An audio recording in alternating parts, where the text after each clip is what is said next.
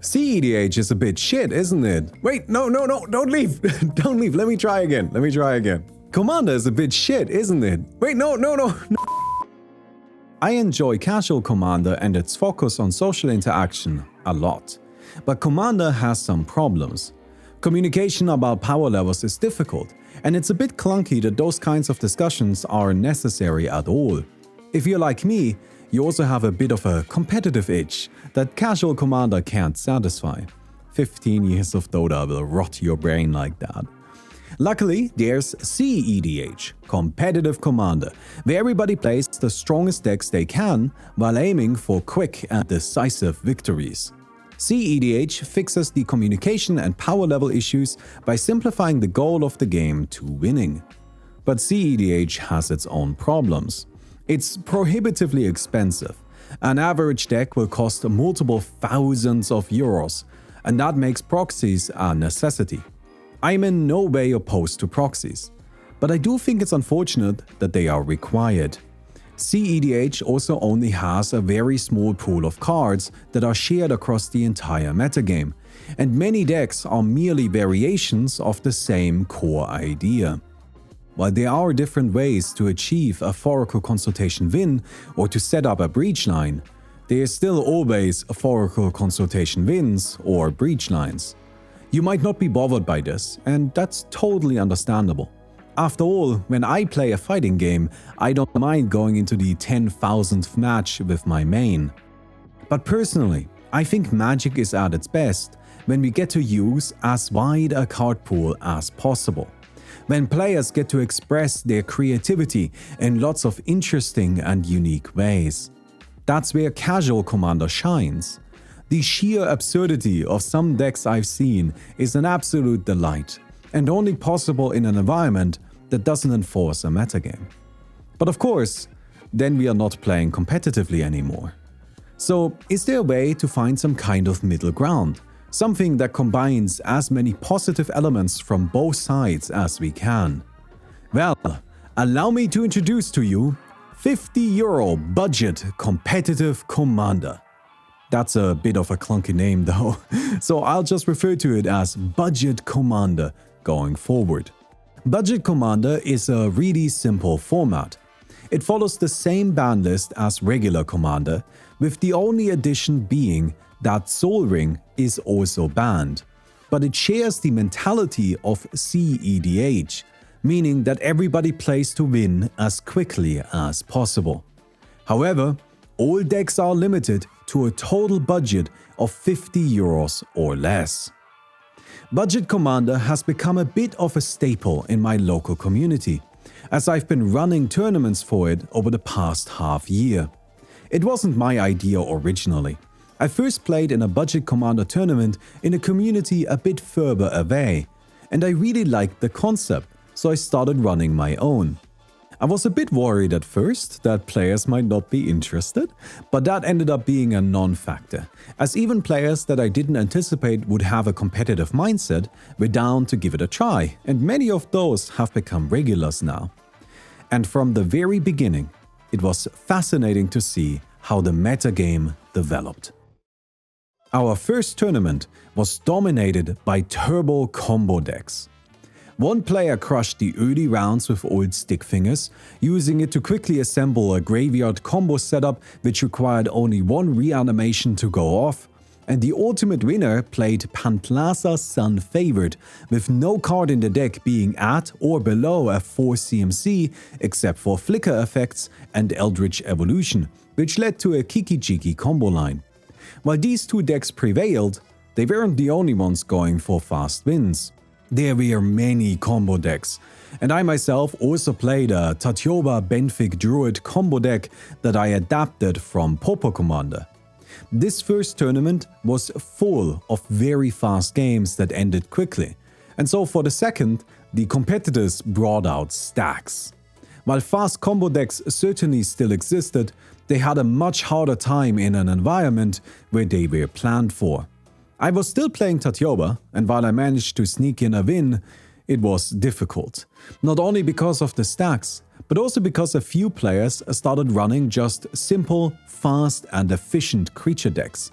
There were two different Cascade decks, led by Emoti, Celebrant of Bounty, and Maelstrom Wanderer, respectively, and they invoked fear in both combo and stacks players, as stacks didn't have creatures that were big enough to fight back efficiently, and combo had to figure out a way around the stacks while getting murdered by giant beaters. This tournament ended up being won by a Light Pause Emperor's Voice Prison deck that locked down problematic board pieces and kept interaction open for opposing combo lines while murdering players with commander damage. It was a clever idea that worked very well.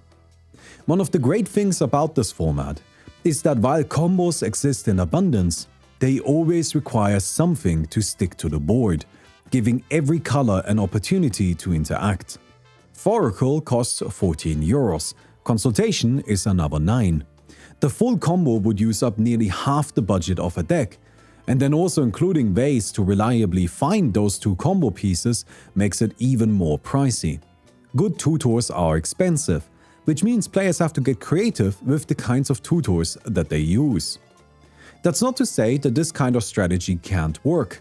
It's not unusual for players to build their deck around only a handful of cards, and to then include very specific ways to find those cards, and this often uses up a lot of their deck's budget. But I love that aspect of Budget Commander. Some players invest a lot of their budget into powerhouse cards or even commanders, while others go more broad in their selection. Personally, I like to spread out my budget evenly to ensure everything in the deck is strong, but everybody has their own philosophy. This decision-making process makes for fascinating deck building because those restrictions breed creativity. For example, a friend of mine built an Ukima Kazur Food Chain combo deck. Food Chain is a 15 euro card, so he had to really make sure he actually got to use it because otherwise that budget went unused. For this, he played a variety of cards, but I want to point out two of them that I think were absolutely brilliant. Plunge into Darkness is a 2-mana instant with 2 modes, but we only care about one of them. When cast, it allows you to pay any amount of life to look at that many cards from the top of your deck, and then take one of them into your hand while the rest go into exile. He would happily pay 35 life for Plunge into Darkness, giving him a very high chance of finding Food Chain, but also often exiling Eternal Scourge along the way, which is the other combo piece needed for Food Chain to function. Eternal Scourge wants to be in exile anyways, so it getting hit by the downside of Plunge into Darkness was just another tutor. He also played Cranial Extraction, which was yet another card I had never seen in Commander before. Cranial Extraction lets you name a card and search the deck of target player for that card and then exile it. This was a way for him to prevent opposing combos that relied on very specific pieces. But he could also target himself to exile Eternal Scourge and set up Food Chain. I love how the budget restriction forces players to look for creative ways to set up their strategy, and the lower power level compared to cEDH gives enough time to actually execute those lines. Another very fun side effect of Budget Commander is that it gives a new lens through which to look at set releases. Of course, we all get excited for the big flashy things. But do you want to know which cards I was most hyped about in Foundations? They were High Fae Trickster, Mischievous Mystic, and Strix Lookout. These random commons, uncommons, and low-cost rares that often go ignored find their home in Budget Commander. Now I understand that these don't look like Tatiova cards, but that's because I actually changed decks after the second tournament. I'm just not much of a combo player, so I switched over to something more creature-based for the third tournament, a Derevi Tempo control deck that relies on small flying creatures to keep pressure up while keeping my opponents in check with counter spells and rule of law effects. This is probably my most well-constructed deck, and I find that to be absolutely hilarious because it's really just a bunch of very mid birds, and I always get so excited when another mid bird gets released. But you know what I would also get excited about? If you were to leave a like on the video, that would be greatly appreciated. Starting with the third tournament, the decks became quite refined, but were still incredibly varied in their styles. Most players were now relying on a mixture of board presence, control, and combo lines. Players weren't turboing out wins anymore, because everybody else was prepared for that, but instead building resource advantages that could flexibly transition into a variety of winning strategies. Tournament 3 was the Izzet tournament. Niv-Mizzet Parun and Vadrig Astral Mage spooked the competition, and all was won by a Kedis Malcolm player who was very patient in his execution and managed to compete both in the long and short game. And finally, Tournament 4 was terrorized by an Elivir of the Wild Court creature beatdown deck and a Joyra Weatherlight Captain combo list centered around cycling tons of artifacts, but ultimately won by yours truly piloting a pile of exceedingly mid birds. Not gonna lie, that was a very exciting moment for me. The Budget Commander tournaments are always a highlight for my friends and I, and we actually spend quite a lot of time practicing for them. It's just a ton of fun to get to play Commander without the need for a social contract, but still with restrictions that make the game feel fair. One of the problems with any collectible card game is that they can feel and be pay to win. If somebody has a more expensive deck, then that doesn't necessarily have to mean it's better, but realistically, it often at least plays better cards. And in Commander, I have frequently encountered players that used very expensive, overpowered cards simply because they owned them. I can't even tell you how often I've heard people tell me that they've pulled the Mana Crypt and now they have to play it. Of course, Mana Crypt is banned now, but I always found that very frustrating. Budget Commander doesn't have any of those problems. Everybody is on the same playing field, and the €50 restriction is low enough that nearly anybody can participate with real cards, while still being high enough that the decks are actually powerful and that lots of interesting decisions can be made during deck building. Our current Budget Commander lists are often very, very strong and can take on much more expensive decks. When checking the budget for these decks, we of course only check the cheapest version of each card, which means players have been blinging out their decks. Of course they've been blinging out their decks, I have done that too. So this right here is for my Derevi deck, just a bunch of little artworks that I picked out. There are more in there, honestly. This deck was quite expensive to put together in its current form, but I enjoy that. That was a lot of fun to me, and I've seen other players have that same experience. The great thing about this kind of collecting though is that it's not exclusionary. You can still play even if you use the cheaper versions of the cards, even if you use proxies. Like I allow proxies for my tournaments, I don't mind. But if you want to have the fancy ones, you can do that too. It's all up to you. We still collect, but in a way that everybody can participate, and I think that's fantastic. If you're interested in giving the format a try, then it's super easy to check if your deck meets the deck building restrictions by putting the list on Moxfield and then clicking Update to Cheapest. I very much recommend it. I personally vastly prefer it over cEDH because of the wider variety of cards and strategies, and the option of actually owning your deck. But please don't take this as me talking badly about cEDH. If you enjoy it, then more power to you. And honestly, I do also think it's fun once in a while. I actually participated in a cEDH tournament a little while ago as well. Preparing for Budget Commander tournaments has also helped me improve my deck building skills tremendously and changed my perspective on what's needed to build a good and fun deck. You may have noticed that I always do budget lists in my deck techs. And that's partially, of course, because I want them to be affordable, but I also make them budget because I think in 99% of cases, expensive cards are unnecessary, lack flavor, and are ultimately nothing more than a crutch. Nobody needs a Rhystic Study or a Craterhoof Behemoth. It's absolutely possible to build powerful and flavorful decks without them. Magic is much more affordable than it seems at first glance, and I think it's worth paying attention to that. I'm running my next Budget Commander tournament this Saturday, although that's in the past for you. I'm thinking I might bring a tournament list of Rocco Norin.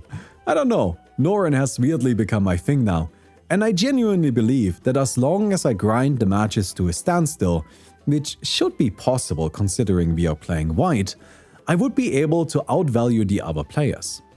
And honestly, the sheer fact that I have the audacity to consider that silly deck for a tournament and feel like it's got a real shot is wonderful to me and a real testament to the wide range of possibilities of the format. I'll need to test it a bit more, which I'll do tomorrow, and if it doesn't work, I always have some birds to fall back on. Okay, so the Norin deck didn't work, but not for the many reasons that you would expect. From a power level perspective, the deck actually felt quite alright, as it effectively broke parity through stacks and was able to manage dangerous board states with precise removal. However, actually winning with it just took too long. Our tournament matches have a logistically necessary 75-minute time limit, and because many of the decks are complex and participants are playing carefully, the time limit is a real factor that needs to be considered during deck building. And Norin was just playing it too slow for my taste. There was probably a way to make the deck work, but I didn't want to invest too much effort into it because I already knew that I wasn't participating in the next tournament myself. So many players had signed up that I wanted to focus on running the event. And it all went great. One player submitted an €8 deck, which was really funny and also did surprisingly well. But more commonly, players stuck to the €50 limit as closely as possible, and many of the players that participated previously showed up with incredibly powerful decks, but with a huge range of different styles. Not a single commander was chosen twice, and most decks played very distinctly different win conditions. Nine Fingers Keen managed to assemble the Mace's End win twice. Othari, Sun's Glory brutally ran over any of the careless players, and Ursa, Lord High Artificer, stacked his opposition out while setting up a combo win. But the winner of Tournament 5 was a very creative Gyrate Mirror of the Wilds duplication list that was piloted very patiently and then quickly went for the kill as soon as an opportunity had been forced. Overall, it was a great tournament, and I'm happy with how everything worked out. But I'm lost as to what to do next. People have even started traveling to come participate. There's a lot of demand for it, but I don't currently have the resources to keep increasing the size endlessly. We've already changed location twice. So that's gonna be something I need to figure out. Either way, I hope you give it a try. €50 cEDH is a ton of fun, and it can easily be implemented at home with your own playgroup. Thank you very much for watching this video. If you enjoyed it, don't forget to give it a thumbs up. That is genuinely the best thing you can do to support our channel here. This would really be quite fantastic, to be honest. We put a lot of effort into these videos, and it would be great if you could get your assistance with reaching as many people as possible. Anyways, I hope you guys enjoyed it, and I'll see you guys soon.